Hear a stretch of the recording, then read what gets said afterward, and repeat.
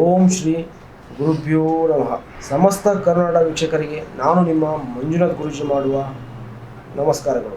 ಇಂದಿನ ಸಂಚಿಕೆಯಲ್ಲಿ ನಿಮಗೆ ಆಷಾಢ ಮಾಸದ ವೃಶ್ಚಿಕ ರಾಶಿಯವರ ಭವಿಷ್ಯ ಹೇಗಿರುತ್ತದೆ ಎಂದು ತಿಳಿದುಕೊಳ್ಳೋಣ ಬನ್ನಿ.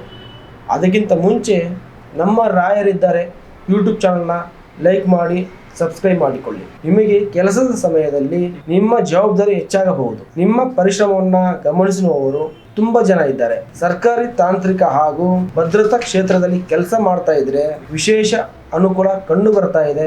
ಇನ್ನು ಆರ್ಥಿಕವಾಗಿ ಈ ಆಷಾಢ ಮಾಸದಲ್ಲಿ ಹಳೆಯ ಸಾಲವನ್ನ ತೀರಿಸುವ ಅವಕಾಶ ನಿಮಗೆ ಸಿಗ್ತದೆ. ಆದರೆ ಜಮೀನು, ಚಿನ್ನ ಅಥವಾ ದೊಡ್ಡ ಖರೀದಿ ವಿಷಯದಲ್ಲಿ ಆತುರ ಬೇಡ. ಪ್ರತಿಯೊಂದು ವೆಚ್ಚ ಕೂಡ ಯೋಜನೆ ಇದ್ರೆ ಹಣಕಾಸು ಸುಗಮವಾಗಿರ್ತದೆ. ಇನ್ನು ವ್ಯಾಪಾರದಲ್ಲಿ ಸ್ಪರ್ಧೆ ಹೆಚ್ಚಾಗಬಹುದು. ನಿಮ್ಮ ಗುಣಮಟ್ಟ ಮತ್ತು ಸೇವೆಯೇ ನಿಮ್ಮ ದೊಡ್ಡ ಬಲವಾಗ್ತದೆ. ಹೊಸ ಶಾಖೆ ತೆರೆಯುವುದಾಗಲಿ ಅಥವಾ ದೊಡ್ಡ ವಿಸ್ತರಣೆ ಮಾಡೋದಕ್ಕಿಂತ ಈಗಿರುವ ವ್ಯವಹಾರವನ್ನ ಇನ್ನಷ್ಟು ಬಲಪಡಿಸುವುದು ಲಾಭದಾಯಕ. ಮನಸ್ಸಿನಲ್ಲಿರುವಂತಹ ವಿಚಾರವನ್ನ ಮರೆಮಾಚುವುದರಿಂದ ಸಂಬಂಧದಲ್ಲಿ ಅಂತರ ಹೆಚ್ಚಾಗ್ತದೆ. ಪ್ರಾಮಾಣಿಕವಾಗಿ ಮಾತನಾಡುವುದಿದ್ರೆ ಸಂಗಾತಿಯ ಬೆಂಬಲ ಸಿಗ್ತದೆ. ಪ್ರೀತಿಯ ವಿಷಯದಲ್ಲಿ ನಿಮಗೆ ಕುಟುಂಬದ ಒಪ್ಪಿಗೆ ಪಡೆಯಲು ಅನುಕೂಲಕರವಾದಂತಹ ವಾತಾವರಣ ನಿಮ್ದಾಗ್ತದೆ.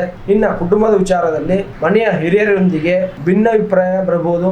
ಅದನ್ನು ಶಾಂತಿಯುತವಾಗಿ ಬಗೆಹರಿಸಿ ನಿಮಗೆ ಸಹೋದರಗಳಿಂದ ಸಹಾಯ ದೊರೆಯುತ್ತದೆ.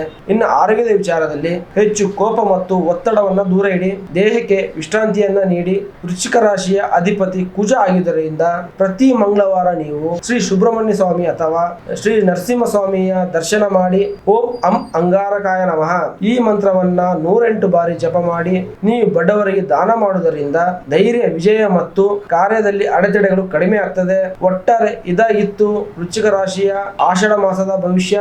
ಈ ವಿಡಿಯೋ ನಿಮಗೆ ಇಷ್ಟವಾದರೆ ನಮ್ಮ ರಾಯರಿದ್ದರೆ ಯೂಟ್ಯೂಬ್ ಚಾನಲ್ನ ಲೈಕ್ ಮಾಡಿ, ಸಬ್ಸ್ಕ್ರೈಬ್ ಮಾಡಿಕೊಳ್ಳಿ. ನಮಸ್ಕಾರ.